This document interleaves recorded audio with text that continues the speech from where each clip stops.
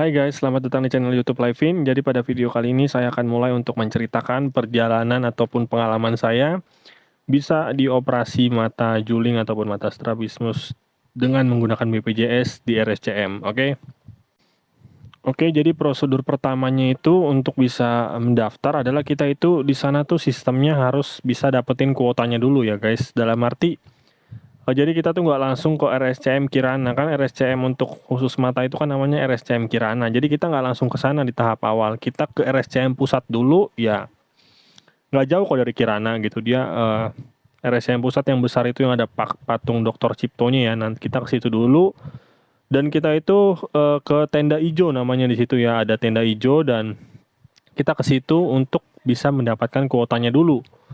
Tenda hijaunya itu ada di pintu masuk, di depan pintu masuk motor. Oke. Nanti saya akan cantumkan di sini fotonya ataupun videonya. Kemarin saya udah rekam kalau nggak salah di sini di atas ini ya akan saya cantumkan. Nah, jadi di tenda hijau itulah nanti kita bisa mendapatkan kuotanya. Jadi kalau pada zaman saya sih, saya kan kemarin dapat kuotanya itu di bulan Agustus 2022. Nah, di zaman saya itu kuotanya itu dibatasi untuk mata juling ataupun mata strabismus itu kuotanya hanya 2 orang satu hari. Dan itu hanya ada di Senin Rabu jadwalnya ya. Jadi kalian kalau mau ke sana mau rebutan kuota, itu datangnya kalau nggak hari Senin hari Rabu. Oke, karena hanya 2 hari itu aja jadwalnya untuk dokter strabismus. Dan untuk bisa mendapatkan kuotanya itu tidak mudah teman-teman. Karena saya aja ke sana itu 3 kali gagal. Di percobaan keempat baru berhasil. Kenapa bisa sampai 3 kali gagal? Ya karena banyak yang mau operasi gitu di sana. Banyak yang pengen daftar untuk operasi di RSCM. Karena kan hanya di RSCM ya yang bisa operasi mata juling itu dengan menggunakan BPJS tahu saya. Jadi di rumah sakit lain belum tersedia. Makanya di sana tuh banyak yang dari luar kota juga banyak loh yang sampai ngekos di sini hanya demi bisa mendapatkan pelayanan di RSCM gitu, karena memang di RSCM ini sangat lengkap fasilitasnya juga, jadi ya harus rebutan memang. Dan gimana caranya supaya dapat kuota? Oke, jadi saya jelaskan ya. Yang pertama itu saya kan gagal, kenapa? Karena saya datang ke sana itu jam 6 pagi gitu, jam 6 pagi saya nyampe sana ya, udah jelas nggak dapet lah karena udah banyak yang keduluan gitu. Yang kedua, saya datang jam 4 pagi, itu masih belum dapat juga. Yang ketiga kali saya datang jam 3 pagi dan telat juga, udah ada 2 orang juga di sana gitu. Saya pas yang datang jam ketiga kali ini yang saya datang jam 3 itu saya kebetulan nomor 3 gitu ya, beda 1 doang kan. Jadi udah ada 2 duluan gitu yang dapat kuota strabismusnya. Jadi ya udah pulang gitu kan. Dan sampai akhirnya yang keempat saya dan ibu saya benar-benar serius gitu kan, nggak mau gagal lagi, akhirnya kami datang ke sana jam 8 malam. Jadi kami bermalam di sana, kami nginap di sana gitu, tidurnya di kursi yang di depan tenda hijau itu gitu ya. Memang harus seperti itu, harus berjuang. Nah, itu baru dapat kuota dan itu pun kami nomor 2. Jadi di sana udah ada duluan ibu-ibu yang datang pada waktu itu, dia nomor 1, dia di situ katanya dari jam setengah 7 malam gitu ya. Wow, luar biasa.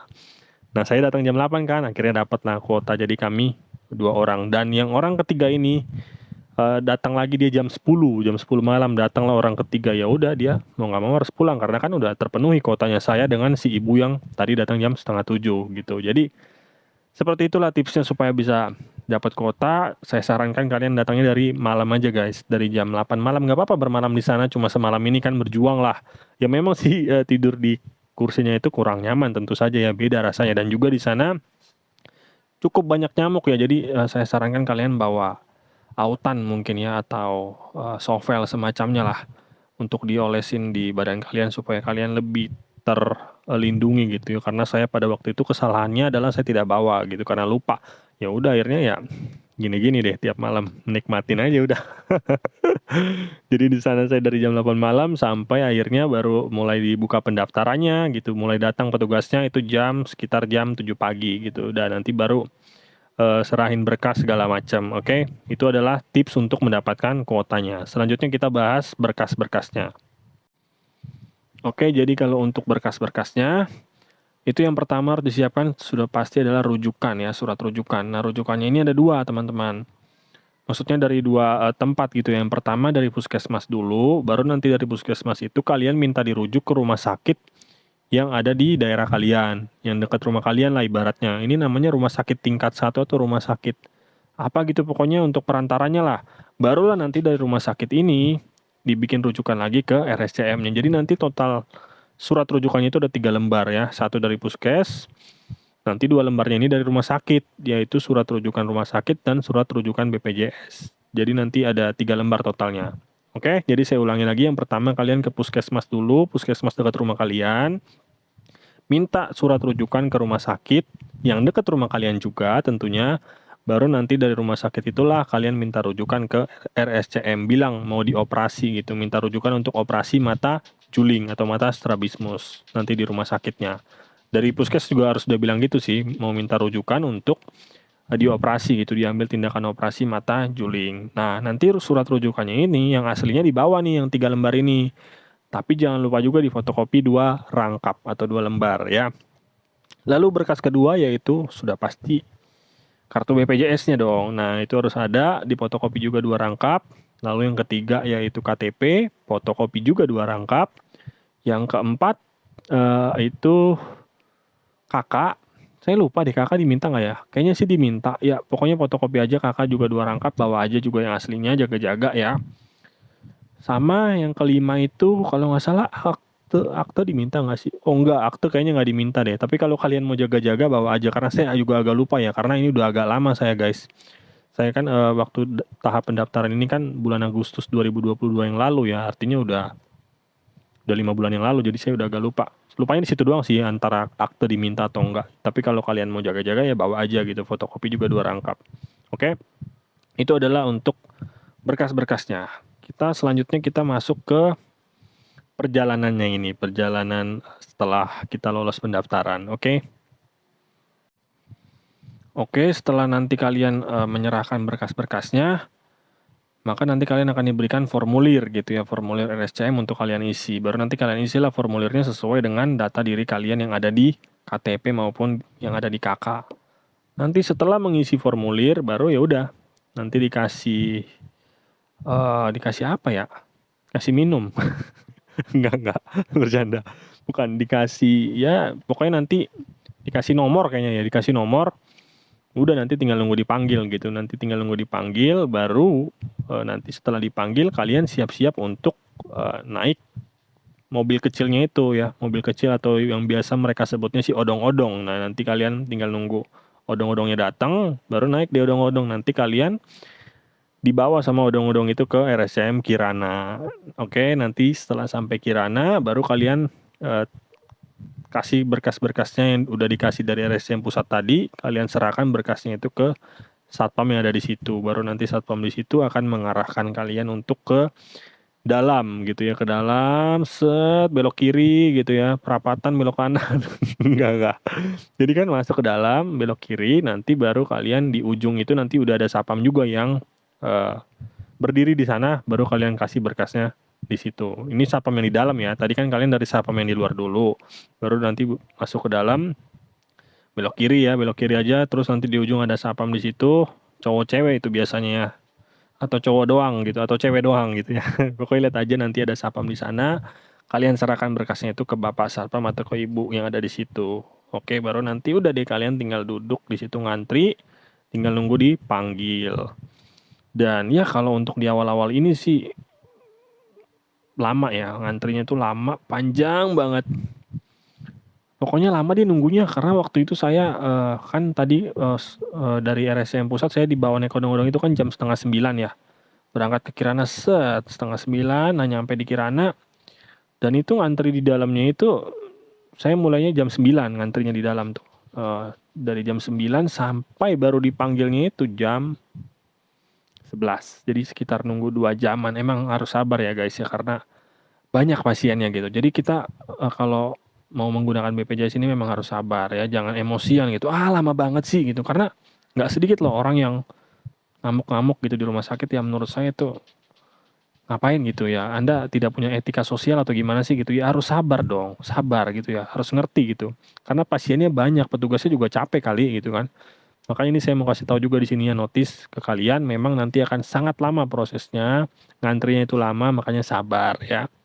Bawa power bank gitu biar bisa main HP gitu kan, nggak bosan, bawa power bank itu saya sarankan. Jadi saya jam 11 tuh baru dipanggil, Baru habis itu naik ke atas, itu sekitar jam 12-an lah. Jam 12-an naik ke atas, nanti diarahkan ke zona A.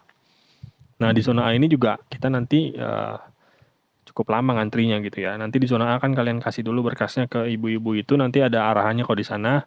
Baru nanti ngantri lagi di situ di zona A itu ngantrinya ya lumayan lama juga, sekitar 1 jaman gitu ya, 1 jaman. Barulah dipanggil saya pada waktu itu di zona A jam setengah 1. Nah, dari zona A itu barulah diarahkan lagi ke zona B. Nanti ada kok arahnya itu, spanduknya itu di atas. Jadi nanti kalian bisa tahu gitu mana zona B, mana zona A gitu ya. Nah, nanti di zona B kalian duduk lagi tuh ngantri nunggu dipanggil. Tapi di zona B ini saya mau kasih tahu, ini cepet. Ini ajaib ini. Dari semua tahapan gitu ya, yang paling cepet tuh ngantri di zona B. Itu saya dipanggil 10 menit doang. Langsung dipanggil. Nah, ini dahsyat nih zona B nih. Saya juga nggak tahu kenapa gitu ya. Pokoknya cepet deh. 10 menit panggil, masuk, set, periksa, baru diarahkan lagi ke zona C. Nah, di zona C inilah puncak tingkat kesabaran kita diuji. Ibaratnya gitu ya. Karena di sinilah ngantrinya yang paling lama, guys. Di sini saya seingat saya gitu ya, saya ngantri di zona C ini sekitar 3 jam. 3 jam baru dipanggil. Udah nanti habis udah dipanggil kan, cek tensi segala macam, baru duduk lagi, baru nanti tinggal nunggu dipanggil ke poli strabismusnya, baru diperiksa. Pokoknya saya waktu itu ingat banget diperiksa di poli strabismusnya itu jam 3:30 sore. Jadi saya baru pulang dari sana itu jam 4 sore. Jadi ya bisa dibilang 1 hari 1 malam lah saya di rumah sakit gitu kan. Tadi kan dari jam 8 malam nginep sampai besoknya baru pulang lagi jam 4 sore. Nah, itulah perjuangan di awal inilah yang paling memang menguji tingkat kesabaran dan juga paling lama gitu loh, paling makan tenaga juga. Makanya saya bilang kalian harus sabar ya, sabar, oke? Jangan ada emosi-emosian. Ya, itu sangat-sangat tidak menunjukkan etika sosial yang baik. Saya yakin kalian semua yang nonton ini punya etika sosial yang baik. Dan pastinya orang yang luar biasa sabarnya, oke? Nah, itulah untuk di tahap pertama itu kan, yang penting kan apa? Yang penting kita udah dapat kuota aja udah luar biasa gitu. Tadi saya ceritakan saya sampai 3 kali gagal dapat kuota. Jadi begitu saya dapat kuota yang di percobaan keempat, saya udah bersyukur banget sebenarnya, walaupun saya juga tahu perjuangannya bakalan secapek ini. Tapi kalau udah dilewatin nikmat-nikmat aja kok. Oke? Jadi itulah untuk tahap pertamanya. Oke, jadi mungkin untuk video part 1 itu aja dulu ya, karena ini juga saya rasa udah cukup panjang ya, udah lebih dari 10 menit. Nanti untuk tahap-tahap selanjutnya, tahap-tahap kontrol sampai akhir, sampai tahap operasi, itu saya akan buatkan di video part 2, oke? Tunggu aja, stay tune, mungkin rentang waktunya nggak terlalu lama kok, paling 3 hari sampai seminggu nanti part 2-nya muncul, oke? Thanks for watching guys, semoga infonya membantu dan bermanfaat buat kalian, dan semoga kalian bisa langsung dapat kuota di percobaan pertama. Itu jempol banget sih kalau bisa langsung dapat kuota di percobaan pertama, the best.